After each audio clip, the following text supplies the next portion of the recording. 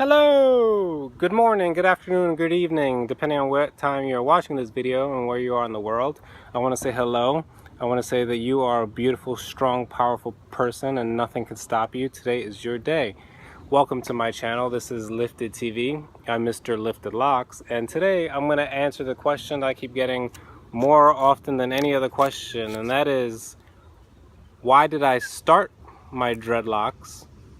What process I used, and they just want me to talk a little bit about them. So I'm going to explain to you my dreadlock journey and why I decided to do it, how I went about it, and what it means to me.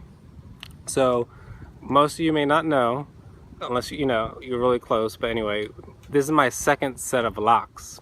I used to have locks around 8-9 years ago, and I had them for 6 years. They were very long, obviously, and I initially started those with, I backcombed them, and then I just would wax them every other week, and I would just palm roll the heck out of them for hours and hours. I wanted them they were perfectly cylindrical and just picture, as dreadlocks.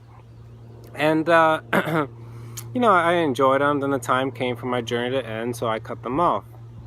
Now this time when I decided to start my journey again, I wanted to freeform them.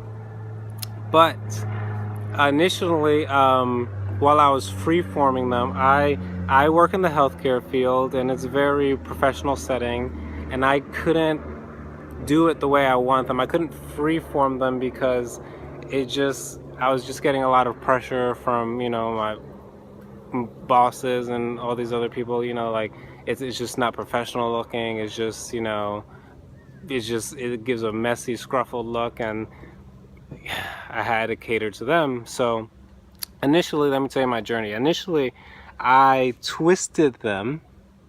I got them twisted, and it took, oh God, it took roughly 3 hours to get my whole head twisted. And at the time, I'm sorry, let me backtrack. Before I got my hair twisted, I grew it out for about 9 months.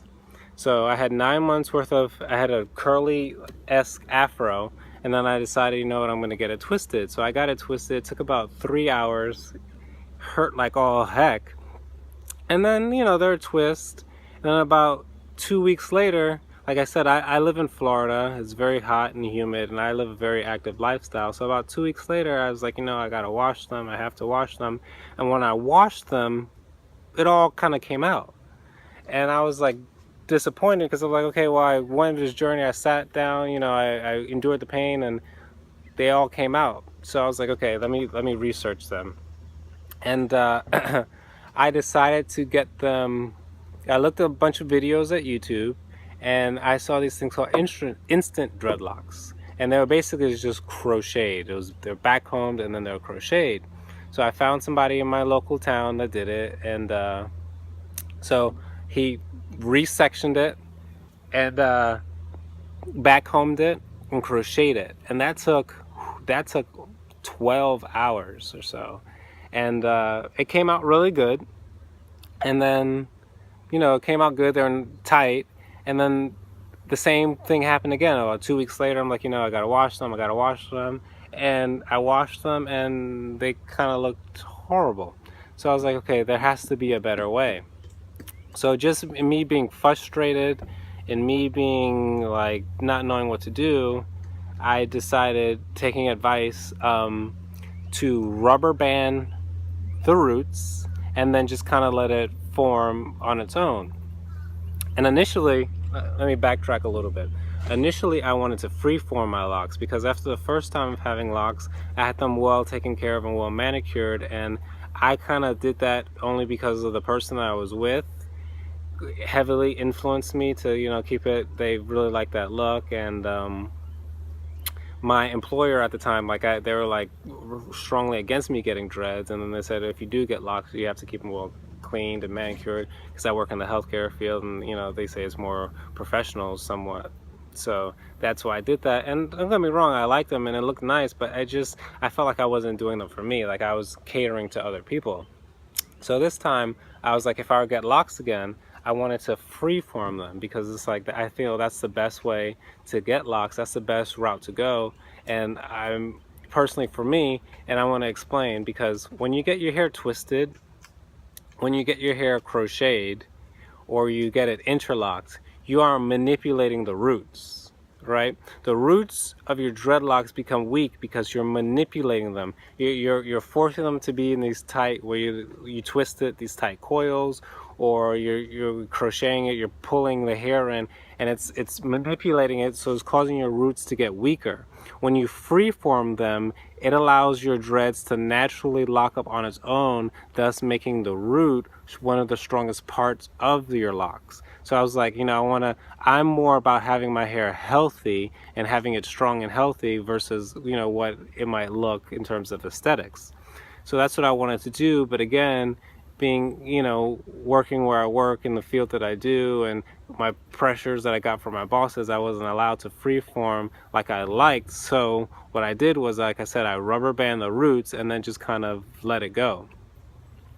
And other than washing my hair twice a week, the only maintenance I really do to it is I palm roll it, and I palm roll it after I wash it.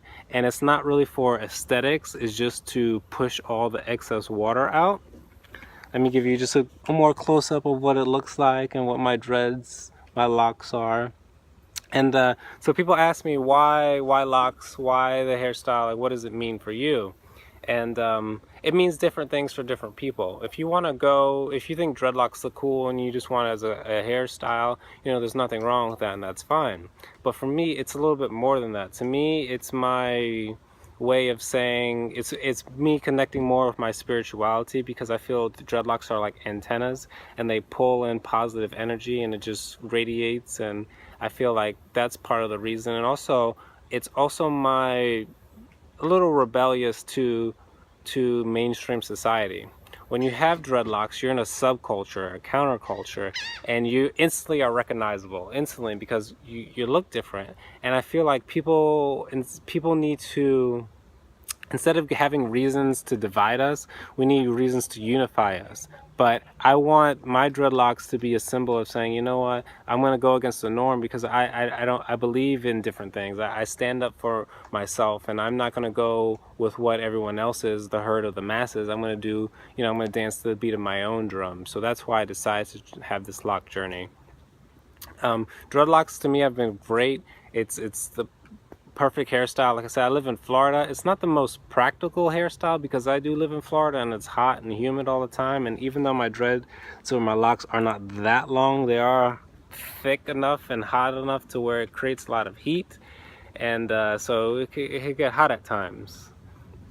But initially I wanted to freeform. I'm a big fan of like the Jamaican, or what they have in Miami, they're called wicks or wickeds, also known as dookie locks, and they're just freeform, but they're big, fat, thick, just crazy looking. And to me, that's like, wow, that's amazing. Like, I always have respect for people that do that, especially like, to me personally, in the hierarchy of dreadlocks, like all dreadlocks are beautiful, and I love, whenever I see a dread on the street, I always, give them a nod. If I have time, go up and talk to them, because instantly we have something in common. I can connect with you, and it catches my eye. I love people's hairstyles, and everyone's dreads are different. That's another thing. It's like, to me, dreadlocks are like a fingerprint, are unique or one of a kind. Like, I didn't want my locks to look like everyone else's.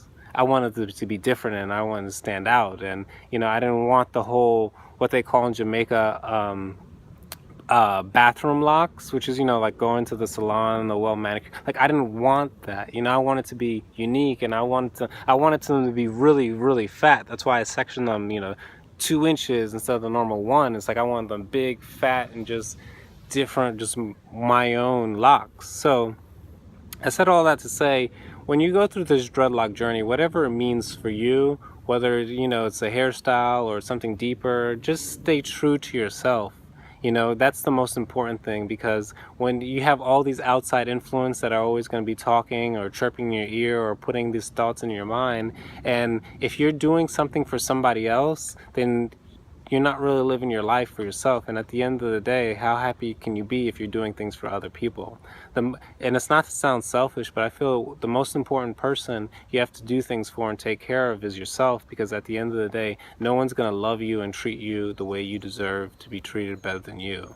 So stay true to yourself, be who you are, and you know, it's always better to be hated for who you are than loved for who you're not.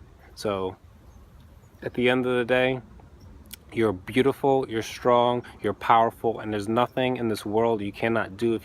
If you choose to put your mind to it, you're unstoppable, you're a juggernaut, you're a force that cannot be contained. So don't allow the outside world, the mainstream media, outside society to corrupt your mind. Emancipate yourself from mental slavery, and then you'll truly be free. So thank you again for finding me, for watching my videos. Hopefully we can grow together and show the world that, you know, even though we are different, our differences don't have to be something that divides us. It could be something that unifies us, because what a boring world it would be if we all look the same and we're all the same person, right? So thank you again for finding me. I am Mr. Lifted Locks. This is Lifted TV. If you have any questions, comments, concerns, please feel free to put in the comment section, and I'll be more than happy to get back with you. And anything, if you, even future topics, if you want, you know, me to do a video on something and you just have a topic idea, please put it down and I'll be more than happy to, you know, do my best to oblige. Love you all. Thank you.